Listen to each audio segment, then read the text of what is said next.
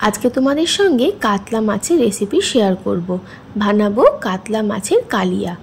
আমি যেরকমভাবে বানাই সেটাই তোমাদের সাথে শেয়ার করছি। ভিডিওটা প্রথম থেকে শেষ পর্যন্ত দেখার অনুরোধ রইল। তো দেখো, নিয়ে নিয়েছি কাতলা মাছ, ভালো করে ধুয়ে নিয়েছি। দিচ্ছি হলুদ আর দেব সামান্য নুন, দিয়ে মাছগুলোকে একটু লাল লাল করে ভেজে নেব। তো দেখো, সব মাছে নুন হলুদ মাখিয়ে নিয়েছি। এবার কড়াই দিয়ে দিয়েছি সর্ষের তেল। তেলটা খুব ভালো মতন গরম হয়ে গেলে প্রত্যেকটা মাছ একদম লাল লাল করে ভেজে নেব। তো দেখো, দিয়ে দিয়েছি 3টে মাছ। এরকম ঢাকা দিয়ে সব মাছগুলো কিন্তু আমি লাল লাল করে ভেজে নিয়েছি। এবার ওই তেলের মধ্যেই দিলাম কিছু পেঁয়াজ কুচি। পেঁয়াজটাকেও বেশ গোল্ডেন ব্রাউন করে আগে ভেজে নেব। তো দেখো, পেঁয়াজের দিকে ভাজা আমার হয়ে গেছে। এবার এই দিকে দেখো, মিক্সির বাটির মধ্যে কিছু মশলা নিয়েছি আদা, লঙ্কা, কাজু বাদাম আর 4 কোয়া মতন রসুন। আর যে পেঁয়াজটা ভেজে রেখেছিলাম সেই ভাজা পেঁয়াজটার অর্ধেকটা আমি তুলে নিচ্ছি, যেটা আমি দিয়ে দেব ওই আদা, রসুন, কাজু বাদাম আর লঙ্কার মধ্যে। দেখো, অর্ধেকটা পেঁয়াজই নেব আর অর্ধেকটা কিন্তু এর মধ্যেই কড়াতেই রেখে দেব। তো এই যে দেখো, অর্ধেকটা পেঁয়াজ আমি তুলে নিলাম আর অর্ধেকটা পেঁয়াজ আমি ওই কড়ার মধ্যেই রেখে দিয়েছি, যেটা একটু সাইড করে উপর দিকে তুলে রাখছি। আর যেটুকু তেল আছে ওর মধ্যে দিয়ে দেব গোটা গরম মশলা ফোড়ন। আর ওই দিকে দেখো, ওইটা একটা স্মুথ পেস্ট কিন্তু বানিয়ে নিয়েছি। গরম মশলা, তেজপাতা ফোড়ন দিয়ে দিলাম।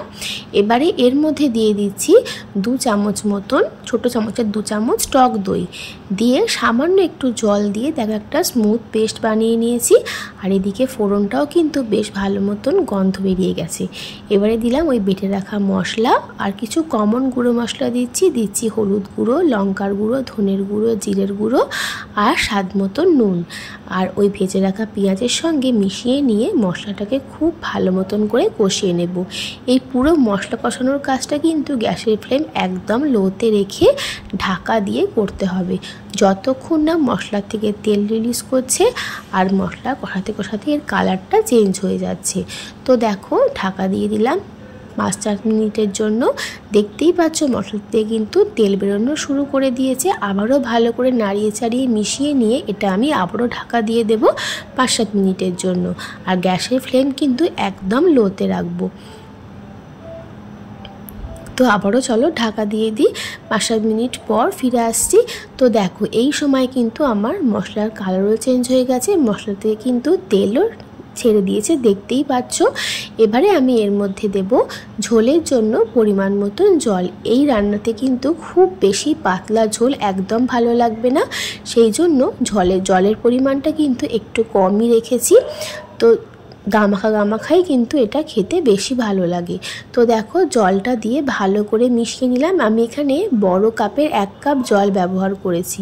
তো জলটা দিয়ে ভালো করে মিশিয়ে নিয়ে জলটা ফুটে উঠলে ভেজে রাখা মাছগুলোকে আমি এর মধ্যে দিয়ে দিচ্ছি। তো সব মাছগুলো দিয়ে দিয়েছি। এবার মাছগুলো দিয়ে গ্যাসের ফ্লেম লো টু মিডিয়ামে করে ঢাকা দিয়ে আরও 5 মিনিট মতন রান্না করে নিলেই কিন্তু এটা মোটামুটি কমপ্লিট হয়েই যাবে। এইবারে দিয়ে দিলাম কিছু কিশমিশ। এটা সম্পূর্ণ অপশনাল, তোমরা চাইলে দিতেও পারো আর নাও দিতে পারো। তো দেখো, এই যে আমার কিন্তু এখন মাছের ঝোলটা একদম রেডি হয়ে গেছে। তোমরা দেখে ভাবছো হয়তো যে এখানে অনেকটা ঝোল, কিন্তু ঝোল বেশি নেই। এটা ঠান্ডা হলে অনেকটাই গামাখা হয়ে যাবে। এবার দিলাম স্বাদের ব্যালেন্সের জন্য সামান্য একটু চিনি, যেহেতু টক দই ব্যবহার করেছি। তো দেখো, চিনিটা দিয়ে ভালো করে মিশিয়ে নিয়ে তারপরে এর মধ্যে দিয়ে দিচ্ছি গরম মশলার গুঁড়ো আর দিচ্ছি সামান্য একটু ঘি দিয়ে আবারও ভালো করে মিশিয়ে নিয়ে এটা আমি ঢাকা দিয়ে রেস্টে রাখবো 5 থেকে 7 মিনিট। তারপর একটা অন্য পাত্রে ঢেলে নেবো। তাহলেই তৈরি হয়ে গেল একদম অনুষ্ঠান বাড়ি স্টাইলে কাতলা মাছের কালিয়া। এভাবে কিন্তু একবার ট্রাই করে দেখতে পারো। আশা করি তোমাদের তো ভালো লাগবে এবং তোমাদের বাড়ির সকলেরও কিন্তু ভালো লাগবে। একদম ঘরোয়া উপকরণ দিয়ে বানিয়েছি, তোমরা দেখে বুঝতেই পেরেছো। তাহলে আজকের ভিডিও তোমাদের কেমন লেগেছে সেটা তো কমেন্ট করে জানাতে হবে। ভালো লাগলে লাইক করে দিও, চ্যানেলটা সাবস্ক্রাইব করে দিও। তাহলে আজকের মতন টাটা। কমেন্ট করে জানিও কেমন লেগেছে।